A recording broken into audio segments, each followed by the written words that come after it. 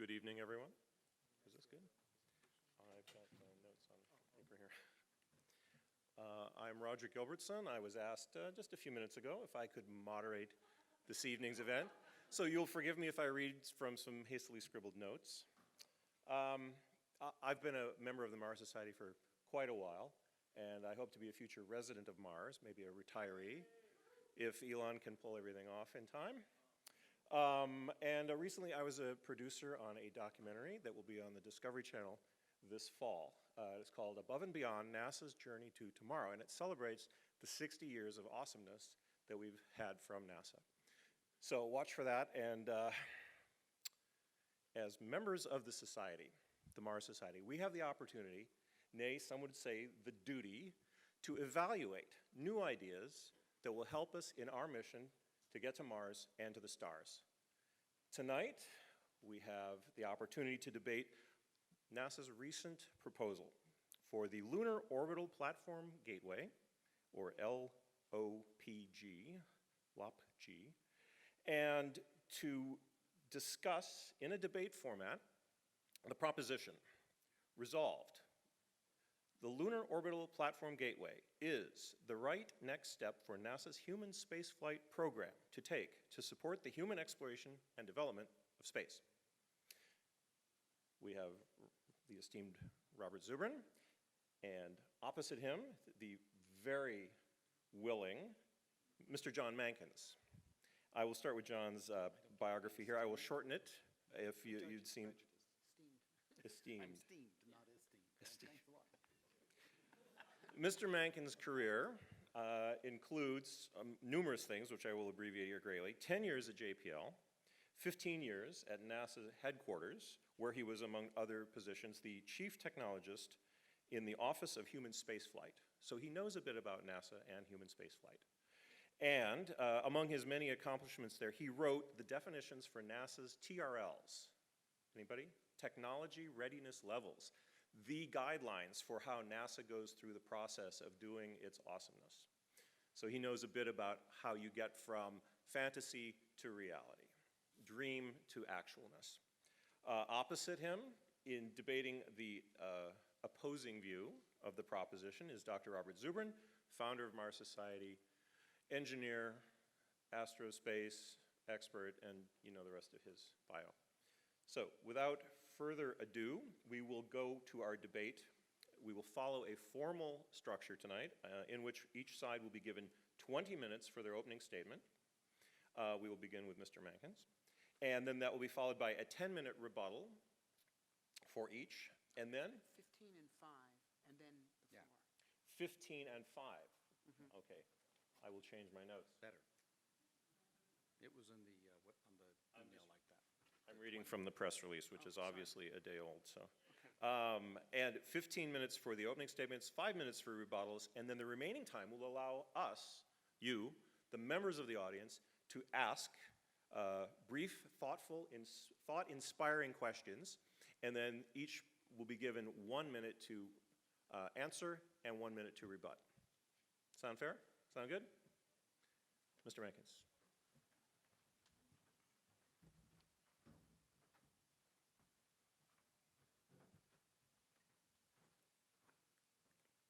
Good evening. I will begin by observing that I was lured into this debate on false pretenses. I was told I'm going to get 1/3 of 15 minutes, and I'll be one of 3. And I was told there would be 3 in opposition to the LOG, the Lunar Orbital Gateway. I hate LOPG as a name. And instead I get the distinguished and esteemed and extremely vigorous debater,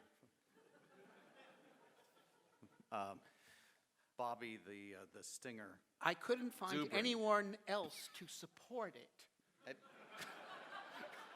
And I'm hoping that by this evening, by the end of this hour, that at least there will be some additional thought on the subject. So let us begin by speaking about what the Lunar Orbital Gateway is not. It is not a good idea if the only thing you can say about it is that it fits within an existing budget wedge. That is no reason to do anything.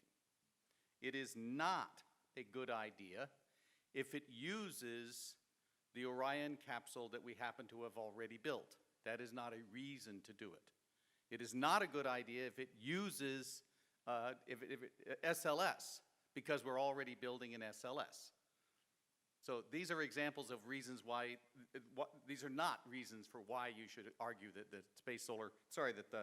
the Lunar Orbital Gateway is a good idea. Similarly, it is not sufficient to argue that it's popular on the Hill, and that's why we should do it. It's not sufficient to argue that it uses things that we were already working on, and that's a good reason to do it. None of these are why we should do it. Similarly, it is not sufficient, as you can find in some of the online literature, to describe the functions of a thing as a way of arguing for that thing, whatever it is, whether it's a Lunar Orbital Gateway or anything else. Form follows function. You don't write functional requirements and say we're doing it because we're doing it. This is a self-eating watermelon, and it is pointless as a way of investing in humanity's future.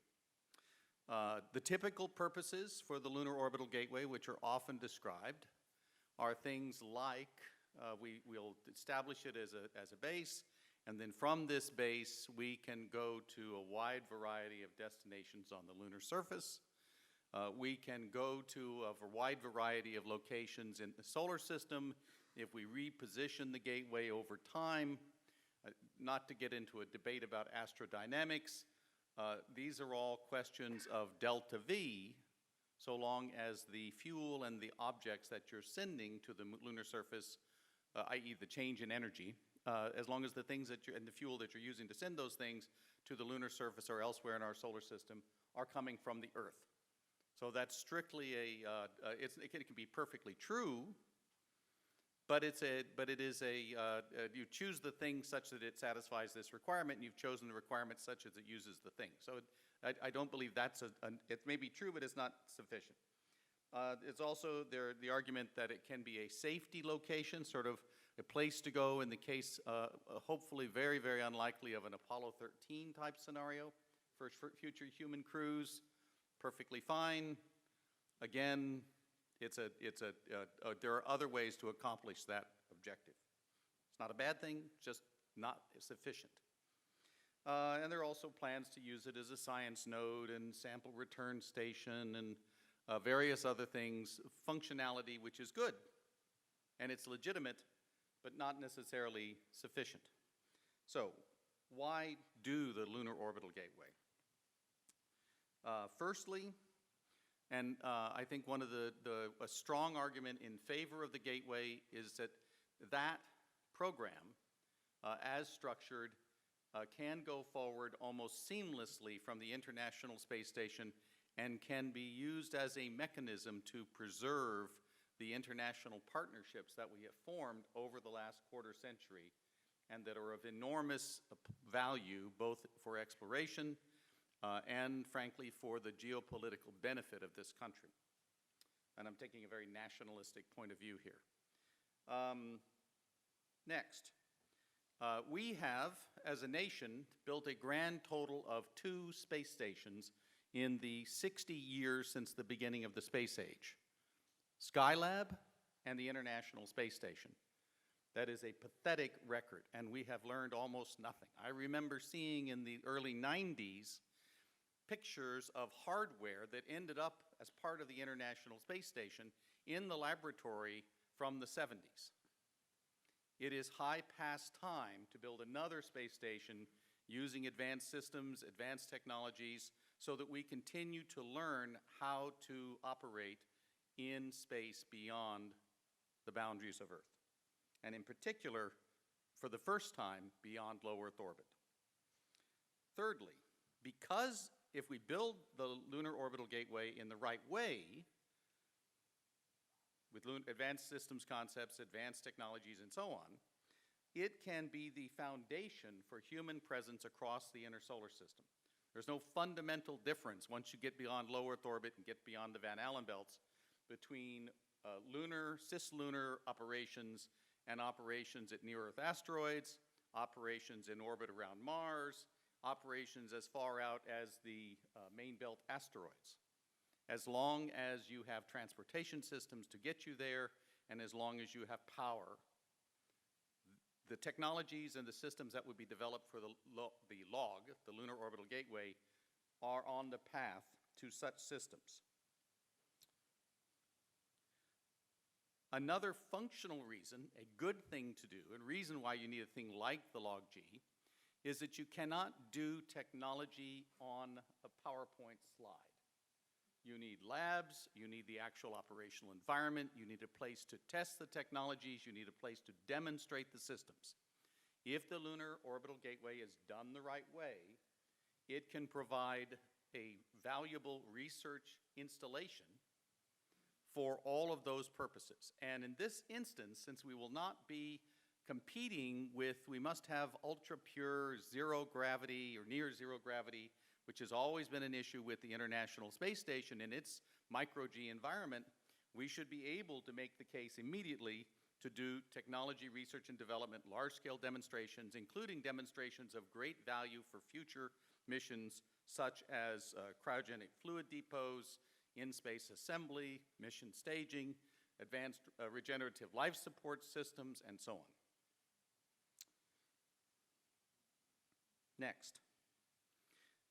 Just as forts led to towns, and towns led to railroads, and railroads led to cities, so the establishment of a government installation beyond low Earth orbit can be the crystal around which crystallizes a commercial hub. This is always the dream for the International Space Station. There are lots of reasons why it didn't get there.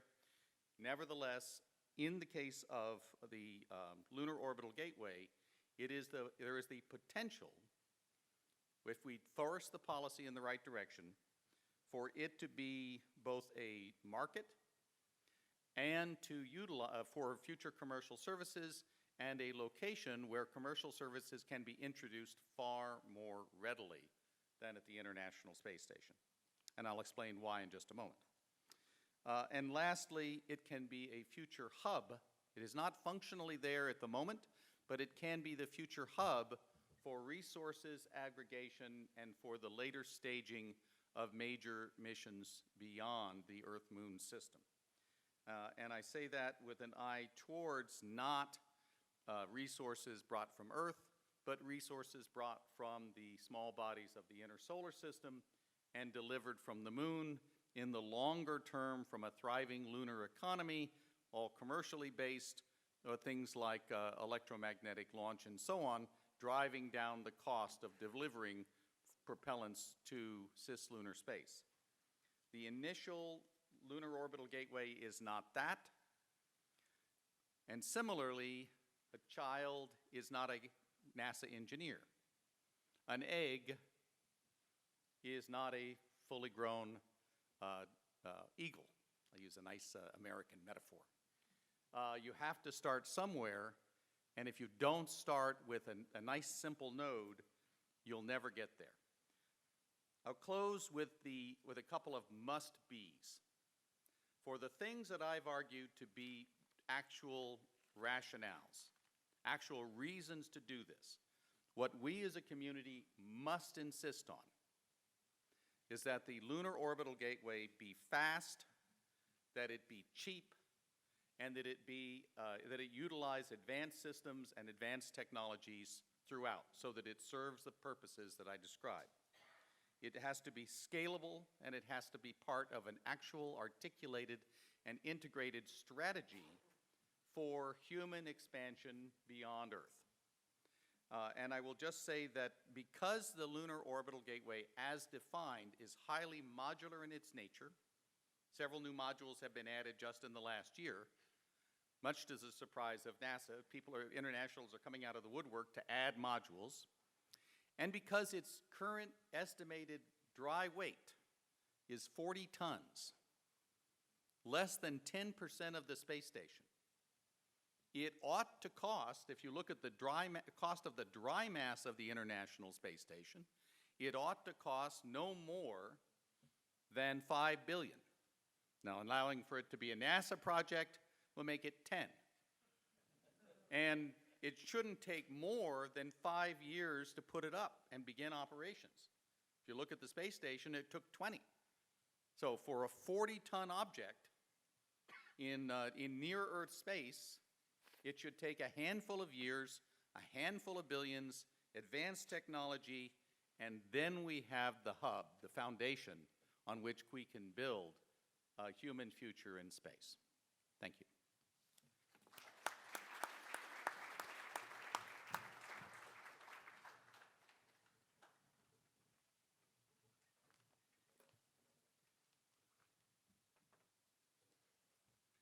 Okay. I'd like you all to analyze the potential of the Gateway by thinking about a business proposition that I will advance to all of you. Okay. I'd like to invite you to take a lease out to rent an office in Saskatoon. Okay. Now, this office, it's a small office, but it will have internet access, so if you go there, you'll be able to send emails to anyone on Earth. It has a good window, you can see the moon from there. It is not far from the airport, so you can get a cab to the airport easily, and from there you can get a direct flight to Toronto, and from Toronto you can go to London or Paris, or lots of cool places. So this facility has many advantages, but before you jump at this offer, okay, I want to also tell you a little bit of the fine print. It's a 30-year lease. The rent is $10,000 a month, so you're committed for $3.6 million, not counting utility fees, repairs to the air conditioning system, insurance, taxes, and so forth. And you must go there for at least 30 days every year to stay, okay? And if you want to go anywhere else, you have to stop there, okay? So once you take out this lease, if you actually want to go, say, to New York, you have to go to Saskatoon first. Or you would be de-justifying this as a node in your business empire, okay? So how attractive is this proposition? Okay, any takers? This is precisely the proposition that we're being offered right now. Okay, you know, we're not here replicating the Moon-Mars debate. That's a different debate. But the people who are doing this say they want to go to the moon. And they say you have to go to the moon before you go to Mars. And I say, if you say you have to go to the moon before you go to Mars, I say get on with it. So the question is, does this actually help you go to the moon? Okay, it does not. Okay,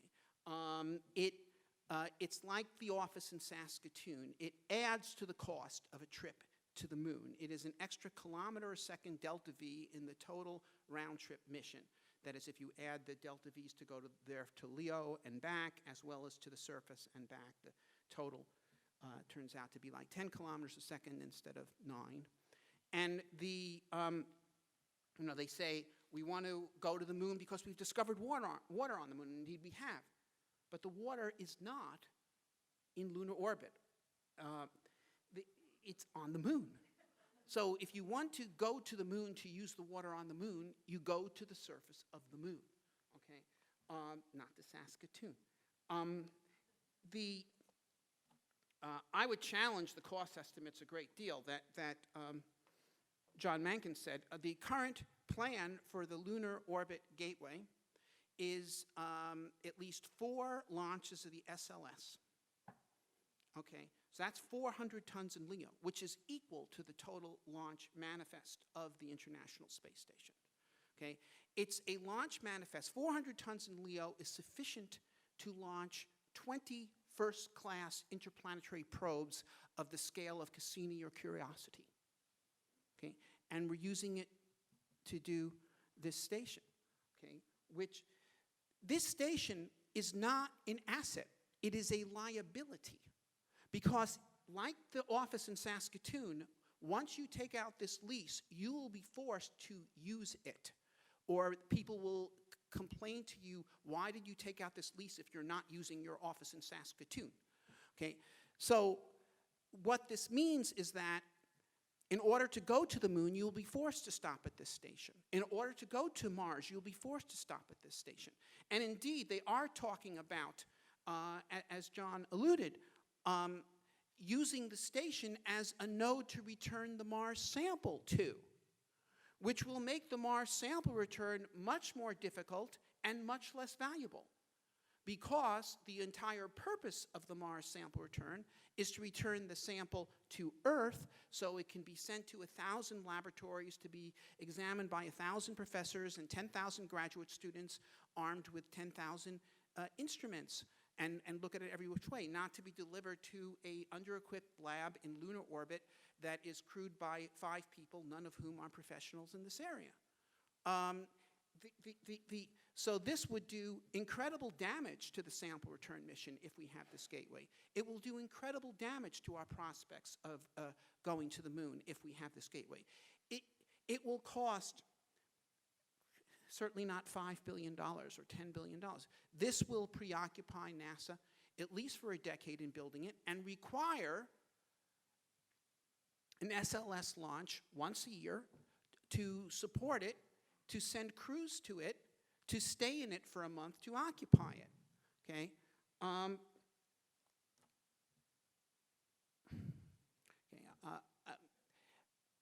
Look, if you want to go to the moon, go to the moon, all right?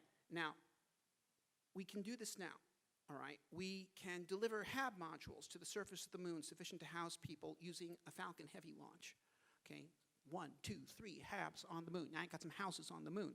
Put them, yes, near the South Pole, in a permanently lit highland near a permanently shadowed crater, okay? Start developing the,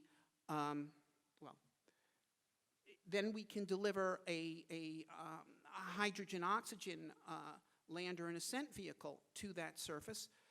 Initially, deliver it with enough propellant to come back and capture in LEO.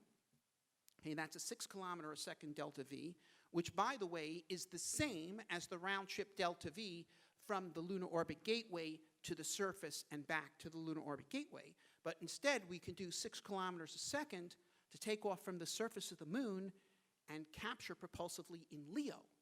And now you have the Lunar Excursion vehicle in LEO, and all you got to do, once you get fuel manufacture going on the moon, you just need to lift enough fuel to send it one way to the lunar surface.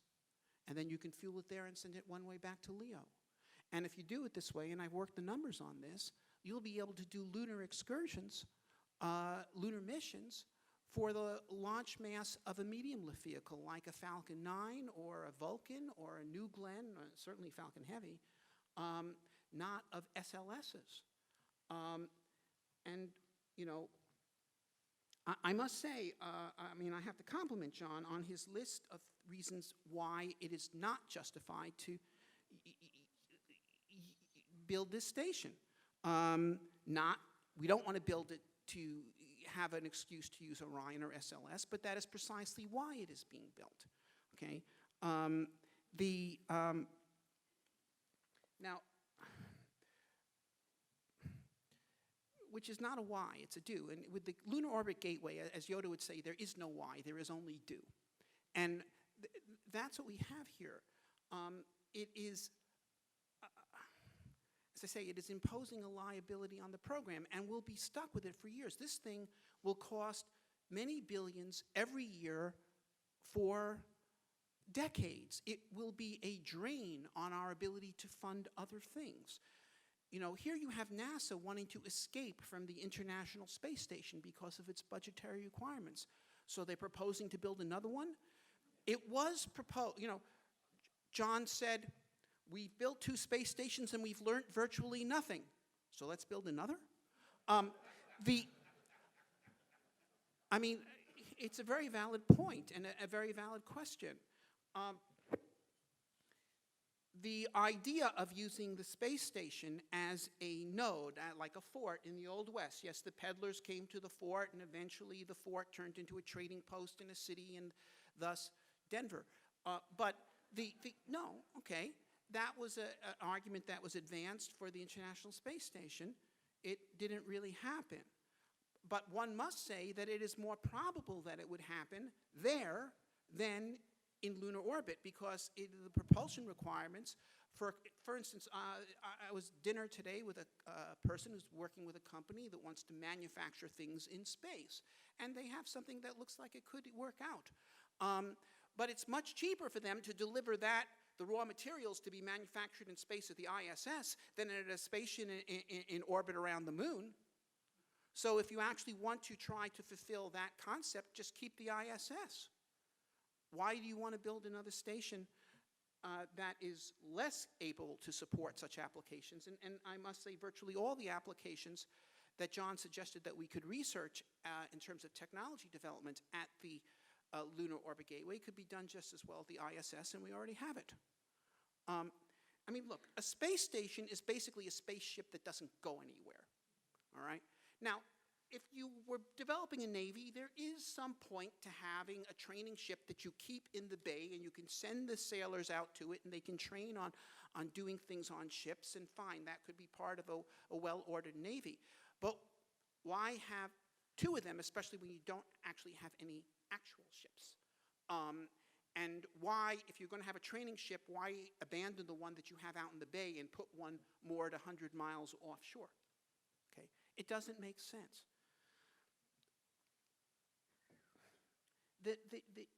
NASA's space astronomy and robotic space exploration programs have made tremendous progress, the tremendous return. They have really delivered. They have delivered a scientific revolution in our knowledge of the cosmos and the other planets. Okay, because they are purpose-driven. Okay, they don't just do things because they might come in handy when you do something else. They do things that are going to matter. The human spaceflight program has not operated that way since the end of Apollo. Okay, if you're going to send humans into space, you want to send humans to places where humans can be useful, and that means the complex conditions that exist on planetary surfaces. There's no point in sending humans to space to keep them in a can, to teleoperate robots with shorter time delays. I mean, we're talking about putting self-driving cars on the streets of LA. There's less traffic on the moon. And so the idea of putting astronauts in a cabin in lunar orbit to shorten the time delay on teleoperating robots from 2 seconds to much less, or actually not that much less in the case of this station because it's not that close to the surface of the moon, but nevertheless, somewhat less than Earth. It doesn't make sense. If we're going to go to the moon, let's go to the moon. Now, I think people know I take the position that NASA needs a goal, and NASA's human spaceflight program needs a goal, and the goal should be humans to Mars. But if they're not ready to take on that challenge, okay, if they say before we go to Mars, we must take on the moon, and I can offer some sympathy for that. If they want to get their confidence back that they once had, because believe me, the NASA that got us to the moon would not be sitting here saying, well, before we go back to the moon, we really need to build a Lunar Orbit Gateway because we're not really ready to go back to them. I mean, they were ready to go to Mars after we went to the moon. But if they need to get their confidence back, and they need to get their confidence back, fine, let's go to the moon. But let's implement an efficient architecture for going to the moon. We build a base on the south pole of the moon where we can exploit the water resources, and the same vehicle that can do 6 kilometers a second to go back from the surface of the moon to low Earth orbit and go from low Earth orbit to the surface of the moon, you can use that as a hopper on the moon. You do 4 burns, each of 1.5 kilometers a second. You can go from the pole to the equator, land, take off, go back to the pole. It gives you the whole hemisphere. Or it can go from the pole to the other pole and land. You could have 2 bases. You have the whole moon that you can readily explore using locally produced propellant. This is the kind of moon program we should have. 1 minute. Okay. Anyway. What do I have here? Thank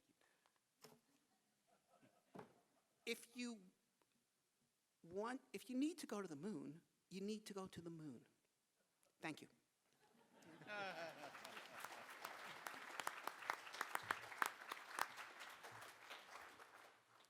Now the rebuttal to the argument in the negative. My time? You'll have 5 minutes. Although it would have given me advantage to pocket one. I thank you. So, let me begin by simply admitting that I am absolutely a humanist. I believe in the value of humans to accomplish goals such as exploration. I believe in the inseparable nature of having humans in order to expand the presence of humanity, i.e. eventual settlement, and not just missions looking for signs of life in aquifers on Mars. So I think that it is essential that we expand human presence and activity. I will say, however, that I do not agree that the goal of the American space program should be, and please forgive me given the context for my remarks, but I have to rebut what Bob said so eloquently. I do not believe that the goal of the American space program should be sending humans to Mars. I do not believe that the purpose of the Lunar Orbital Gateway, if it is developed and it is operated for some years, should be to send humans to the moon. My goal for the American space program and for humanity's space program is not humans to the moon or humans to Mars, rather it is humans to the stars. And we do not do that by going to another surface, whether it's the moon or Mars, putting down our roots and huddling there, as Bob so well described, as humans sitting in a can. Because on Mars, you're just going to be sitting in your can for decades to come. And I get my rebuttal, and I know you won't like it. Nevertheless, on another point that Bob made, that you do not, if you want to get H2O, you want to get this and that, you go to the moon because that's where it is. And that's perfectly true. I will point out that there are great facilities and great installations off the coast of Louisiana, out in the Gulf of Mexico, to extract resources from deep below the surface of the water. These are where you find the resources. There are no gas stations there. There are no airports there. Those resources are extracted and they're taken to where they can be more useful. I do not believe that the future of humanity in space will be limited to planetary surfaces. I do not believe they will be limited to resources that can be brought from Earth. I think that we will move rapidly with commercial activities to in situ resource utilization and the use of resources from the small bodies of the solar system, and that these resources will in fact enable a dramatic expansion of cislunar human activities. I have argued that a lunar orbital gateway can be a hub and a crystal, an egg, from which these sorts of activities can hatch. I have focused on the dry mass of the Lunar Orbital Gateway, stated at 40 tons, only for the reference point that we have to hold NASA accountable, and I think that the current NASA leadership would be happy to be held accountable to $5 or $10 billion, because I think an infinite budget and an infinite schedule for the next step makes it a step, as Bob, I don't think you've expressed it this way, but I think you should, makes it the next logical step into quicksand. 1 minute. And we can avoid that. None of that is in fact necessary. The same engineering community that developed and has launched the wonderful vehicles for SpaceX is available to drive the Lunar Orbital Gateway and in fact a US and international lunar program in a completely new direction. And I think the same can be true for Mars. Which I must say, if there is any place that we've discussed this evening that resembles Saskatoon, I think it's on Mars. I don't actually think it's in cislunar space. But setting that aside, I now offer my throat to Bob. Bob.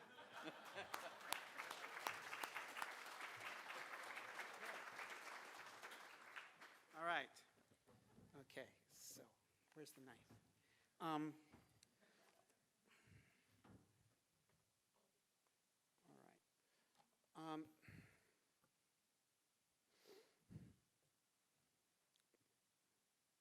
Well, it is the next logical step into quicksand.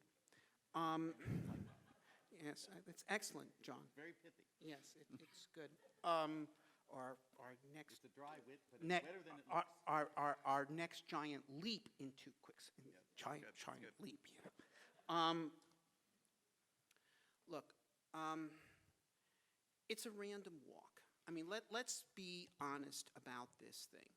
Okay, this is not a purpose-driven program. This is a vendor-driven program. Okay, imagine running your business to please your vendors. John said in his opening remark, we're doing this to hold the coalition together. Well, I can certainly hold my network of vendors together by continuing to give money out to all of them.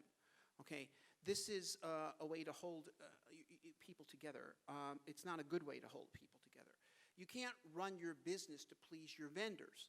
Okay, I own a business. I use vendors. I try to give them as little money as possible, not as much money as possible. Okay, I use them when I need them, but my business is not there to give them business. That's not my purpose. Now think about this for a minute. Here's Musk. He wants to send humans to Mars. Okay, you don't hear him talking about building a lunar orbit gateway. Okay, if you had, Bezos wants to send people to the moon. You don't hear him talking about building a lunar orbit gateway. If you wanted to send people to the moon or Mars, would you take some of your own money to build a lunar orbit space station on the way? You would not. And this thing did not, I mean, look, NASA has been developing plans to go to the moon or Mars since the late 1950s. And of course, it developed the Apollo plan, and they executed it. It did not involve a lunar orbiting station. They had a plan for the comprehensive development of the moon and expeditions and then bases on Mars. It did not include a lunar orbit gateway. Okay, the 90-day report didn't even include a lunar orbit gateway, and it included practically everything you could think of. The Griffin plan did not include it. I mean, the synthesis group, you know, the previous administration thought of a boondoggle. It was called the Asteroid Redirect Mission, where all of a sudden they were seriously arguing that before we sent people to Mars, we had to take a 500-ton chunk of a boulder and move it from interplanetary space into lunar orbit, so it would be a place that astronauts in the Orion space capsule could go to visit. Okay? And then they discovered that they were not actually able to move this 500-ton boulder from interplanetary space into lunar orbit. So somebody said, well, why don't we just send astronauts to lunar orbit where the asteroid would have been, and we can pretend that we're visiting it. Now, I'm not making this up, okay? But that was even too absurd for NASA. And so they came up with the idea, well, we'll put something there so we have a place to visit. And that's what it's there for. And that's not a reason to do something, as John so eloquently said. That would be stupid. You know, that is doing things to spend money rather than spending money to do things. And that's what we're confronted with here. And so the real problem with the Lunar Orbit Gateway isn't even the fact that it's useless, that it will cost lots of money, that it will continue to cost lots of money for a decade, taking money away from things that we really want to do, like sending astronauts to the moon or Mars, or more interplanetary probes or space telescopes, or whatever the good things that someone might want to do. It's all being directed into this boondoggle. The real problem with this, or that the space missions will be forced to use it and thereby adding to the cost and difficulty of all further space missions, and that astronauts on the moon will be forced to rendezvous with this stupid thing on the way home, thereby adding to risk because they'll only have a launch window that will take them to it every 2 weeks, whereas if they had an architecture like I mentioned where you take off from the surface of the moon and go back to low Earth orbit, the launch window is always open because the Earth is always in the exact same place in the sky as 30 seen from a seconds. point on the surface of the moon. No, the problem is not all these things. The problem is the form of thinking that it represents. The form of thinking that it represents, that we should spend, instead of spending money to do things, we need to do things to spend money. That we don't need a purpose for what we do. Okay? That there is no why, there is only do. That is the problem, and that is why this program needs to be rejected. Thank you. Perfect.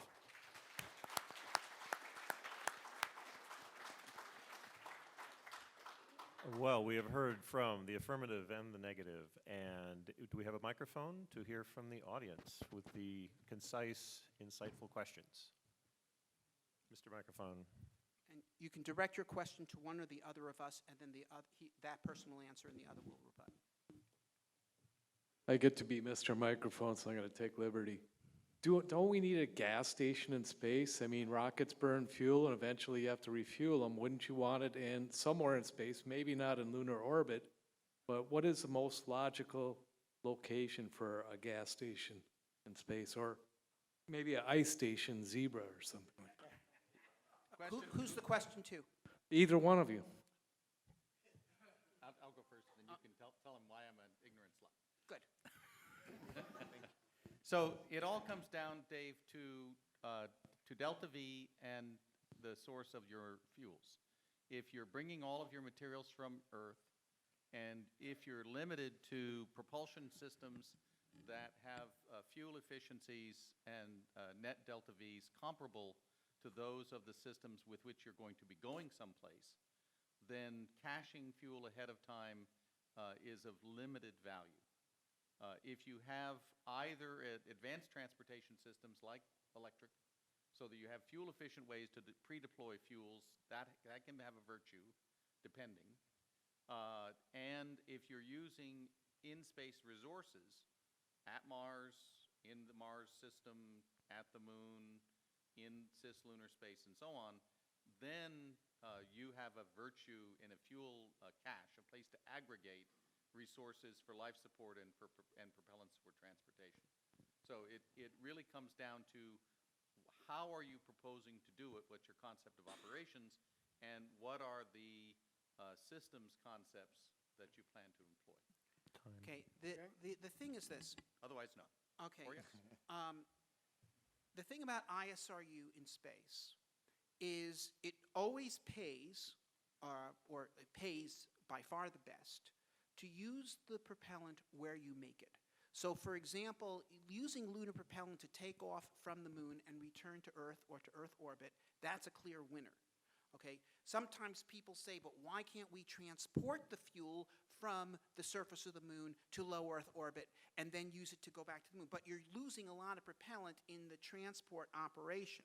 So the further away you are from the market, in other words, you want to have your market for the fuel, the place where you use the fuel, as close as possible to the source of the fuel, because you're losing a lot of it if you.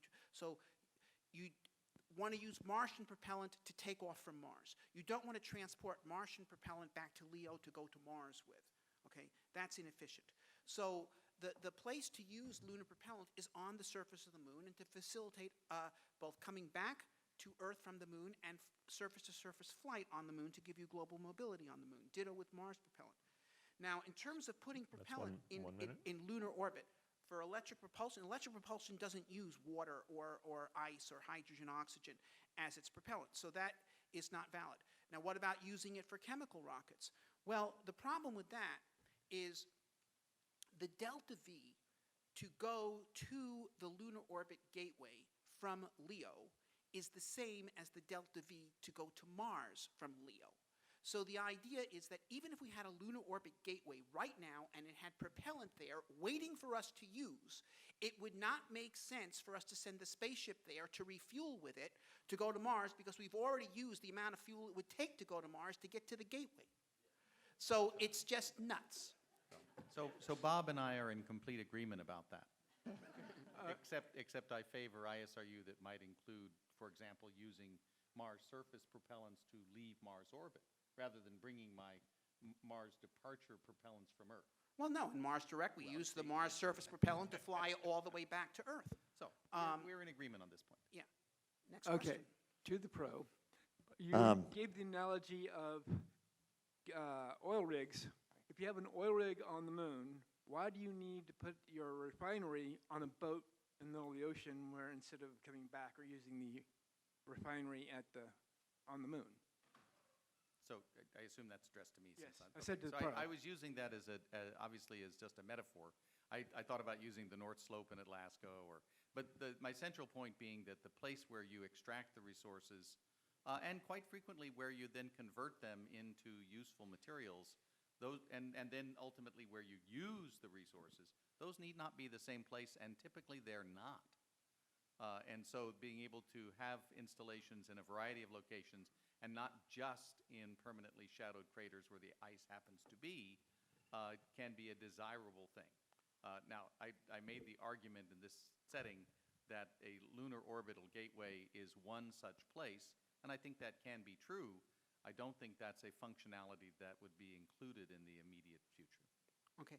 Well, my rebuttal to that is this. The reason why we're drilling the oil on the platform but not using it there is because people don't live in large numbers on the platform. They live in cities ashore, and therefore we transport the fuel from the platform to the shore. Okay? But, for instance, if you look at resources, but it would be advantageous. I mean, now oil is fairly light compared to its value, and so it's easy to transport long distances. If you look at resources that have a high transport cost relative to their value, like coal or iron ore, okay, you generally establish the businesses that use that stuff as near as possible to the point where the resource is. And sometimes, okay, you had cities grow up around such resources.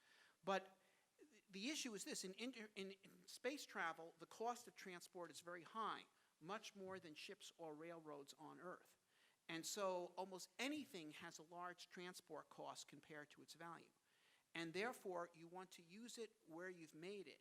And in particular, I mean, one can envision that we'll have a moon base someday of hundreds of people. Well, that's where the propellant is.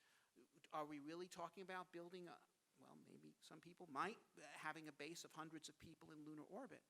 I don't think so. I mean,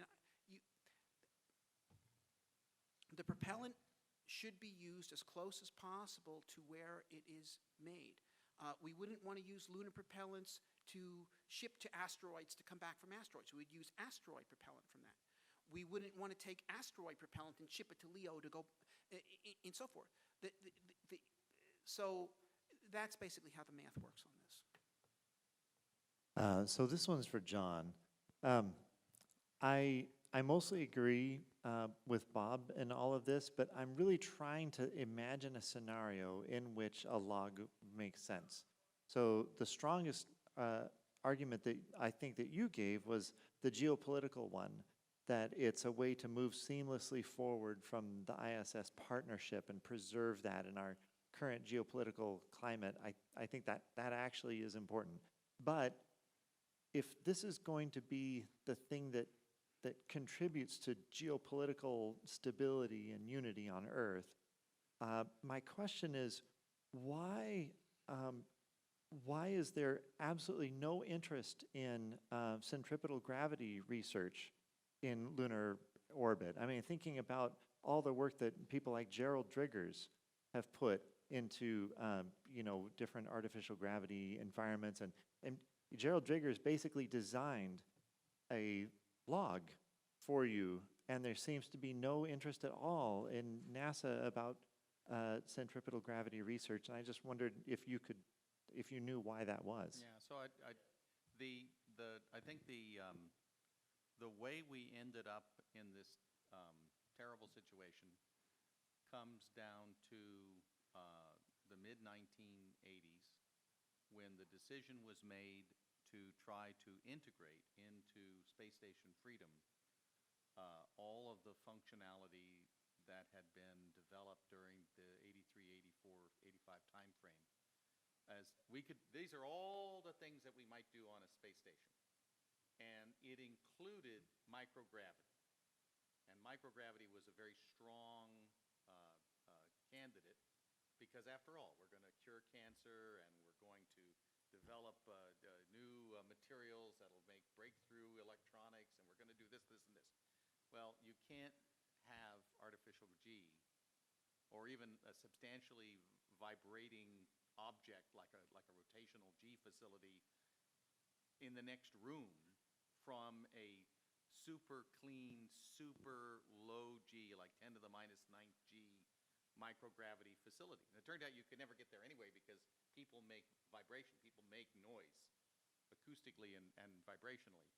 But that's how we got there. I mean, I was involved in the program at the time, and once we went down that path, we never got back from it. I actually am hopeful. It's not in the obviously in the initial configuration.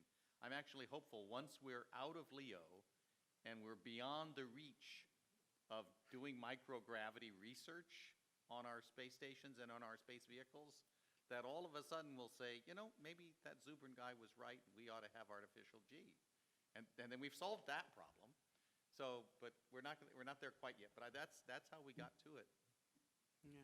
But we don't have, this is not a plan for an artificial gravity space station.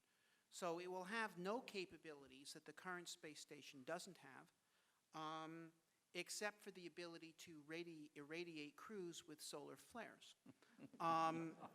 No, and in fact, some people have advanced that as a justification, which boggles the mind. Didn't hear it from me. No, I know, okay.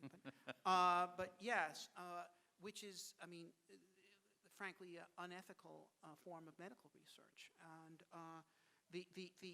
it's one thing to take the risk of solar flares if you must. It's another thing to impose that as a form of research. And there's one thing for soldiers to risk getting shot in battle. It's another thing to shoot them as forms of medical experimentation.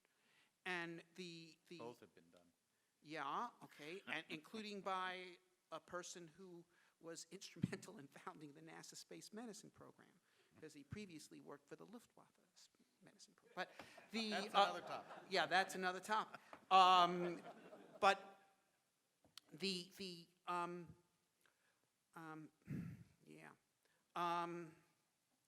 Dr. Strughold. But be that as it may, where are we going with this? Why no artificial G? Why no artificial G? The reason why there is no artificial G is because the NASA Space Medicine Program is controlled by zero-gravity health effects researchers, and they oppose artificial G. And every time, like some, like the people at Ames are sort of outliers at NASA. They're not really part of the big machine. They have all the long-haired intellectuals there. And they, propose, like, let's do an artificial gravity satellite to experiment on animals, and it goes a certain distance, then it gets killed. We don't want that. Why? We've been in space since 1958, and we have never flown an artificial gravity satellite with a few mice in it. Never. Okay? We've never done it. And they'll come up with things like, well, artificial gravity that involves Coriolis, but that's a secondary effect, but also engineering issues of controlling a spinning spacecraft and so forth. And this is reminiscent of the debate in 1942 of whether we should put oxygen bottles on high-altitude airplanes or whether we should seek a medical cure for hypoxia. Okay, because the doctors were arguing for a research program into a medical cure for hypoxia, because this is a medical problem, not a problem for mechanics with bottles and things, and pointing out all the engineering issues of associating with oxygen masks, which obviously are trivial compared to changing human physiology. And the same thing, controlling a rotating spacecraft is trivial compared to changing human physiology to find a cure for zero-gravity health effects. So once again, this is in a different sense. Okay, this is not a vendor-driven program. This is a constituency-driven program. It's not a purpose-driven program. If the purpose of the space medicine program was to find a way to get astronauts safely to distant interplanetary destinations, we would have already been researching zero-G. But instead, it is to fund a particular faction who has embraced this as their research pastime. And frankly, once again, it must be said that the reason why this thing is being proposed now is to create a launch manifest for SLS. And and as far as this other purpose of keeping the coalition together, why can't we keep the coalition together doing something worth doing? Okay? Lunar Village. Okay? Europeans talk about going to the moon. It wasn't until NASA came up with this weird thing that people, they wanted to build a moon village and something. And so why can't we do a moon village together with the Europeans? Or a Mars mission? If the issue is let's have a project to do together, let's do a good project together. Here we are. Thank you. Yeah, let's take a couple more. A few more questions? Moving on. Yes. Back when we were all beautiful young men. I'm sorry, who's speaking? Ethan? And our stomachs were flat. I'm taken back to the 70s to an almost identical debate about L5. And why are we still there? Why are we still at L5 having exactly the same debate about gravity and fuel so many years later? Why haven't we understood from the L5 whole years of discussion that this is not where we need to be talking? You want to go first? We need to come to some other I don't understand the question. level of conversation. We are talking gravity, we are talking fuel. All of this was talked about 40, 50 years ago. Well, O'Neill supported artificial gravity. I'm not sure I understand your question. No, I'm asking why are we still discussing exactly the same question It's an easy answer. now? Why don't you give it? Okay, so it's an easy answer. The easy answer is the hope was that the space shuttle program would achieve high flight rates and low cost, and a lot of visionary ideas were discussed in the context of that being realized as an operational fact by the mid-'80s. But because of the design changes that happened in the early '70s due to cost cuts and so on, the shuttle never got beyond a refurbishable spacecraft, not a reusable spacecraft, never got above 9 flights per year, never got better than about 99% reliability. Every 100th flight failed, approximately. And so none of those visions were realized. We are now on the cusp, not because of frankly, in my view, things that are driven by government investments, but we are on the cusp, because of commercial investments, of seeing very low cost and regular and reliable launch. And that reopens the door to these topics that we are revisiting. Otherwise, they make no sense. Okay, why don't we just take another question? I need to rebut. One right here, a quick comment from John. Just a comment. Thank you, John Malkin, for volunteering to be a human sacrifice to Robert Zubrin. Okay. Another question? Worked at a high-tech company as international sales manager, and I was kept employed by a brilliant engineer.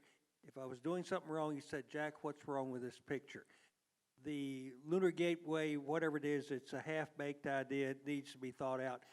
You're going to have all these complex spacecraft going to Mars or Europa, Encephalus, maybe out to Alpha Centauri, distances never even dreamed of before. And I don't care how carefully you engineer something, how carefully you build something, how carefully you pick the crews, how carefully you pick the colonists, screw-ups are going to happen.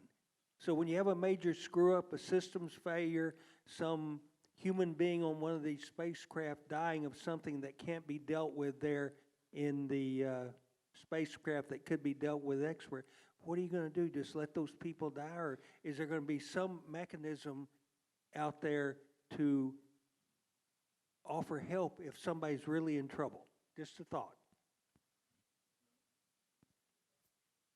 Okay, well, someone ask a pointed question.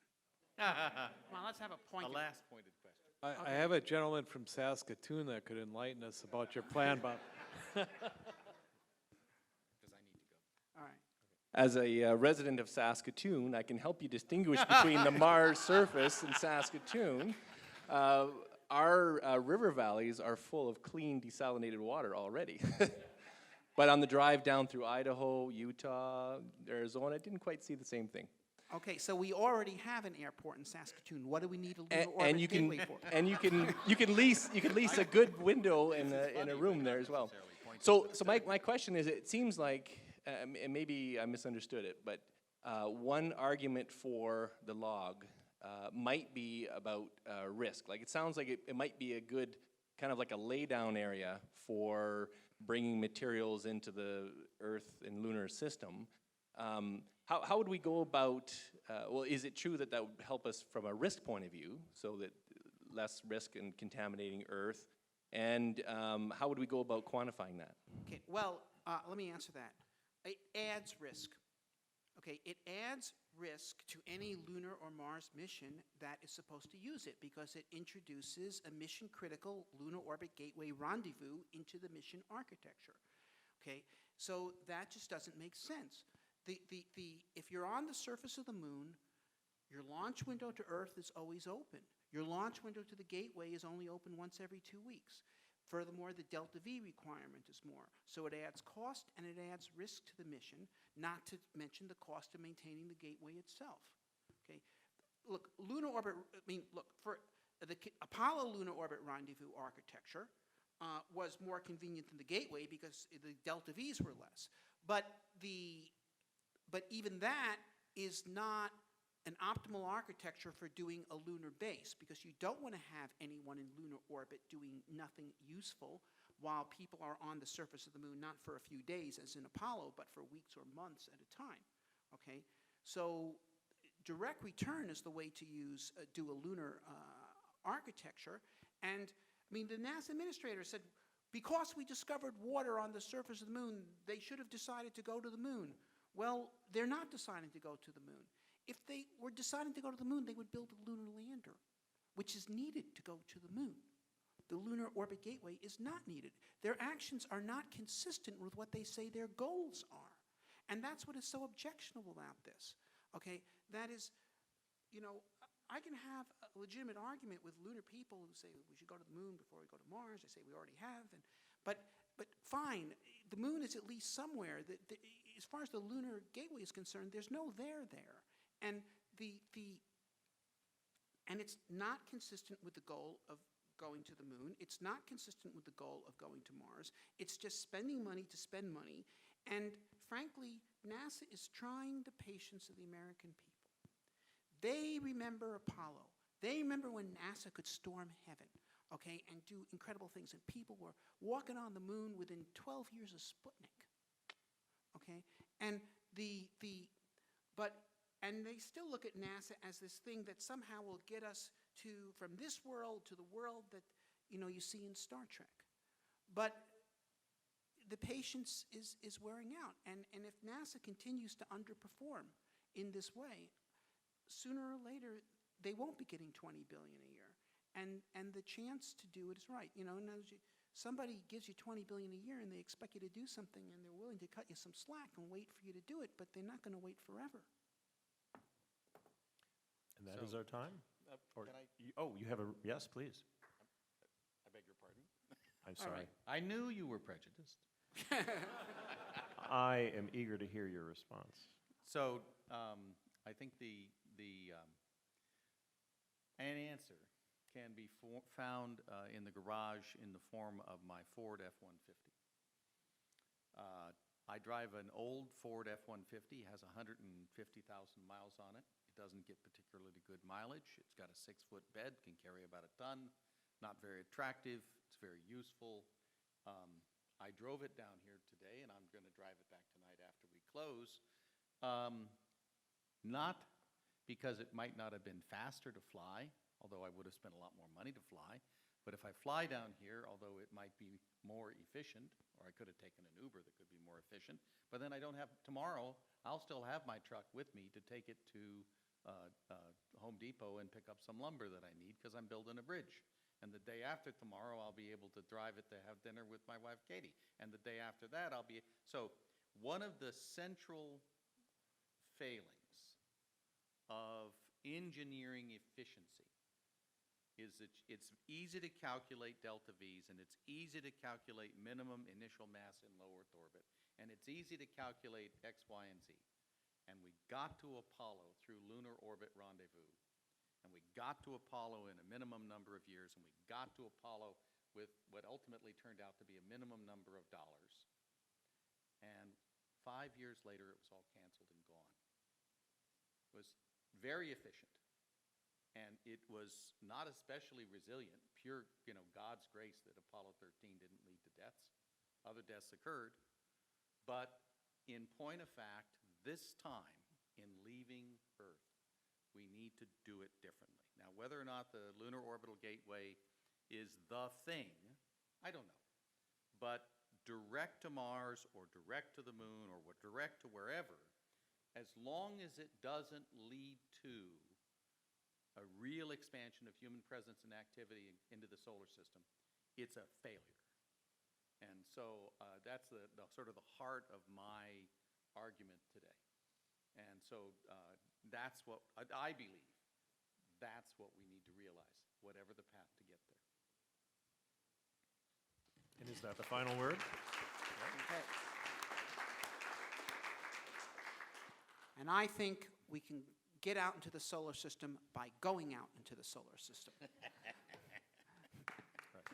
Thank you, everyone. Thank you, John Mankins, for stepping into the line of fire. Thank you for all your questions.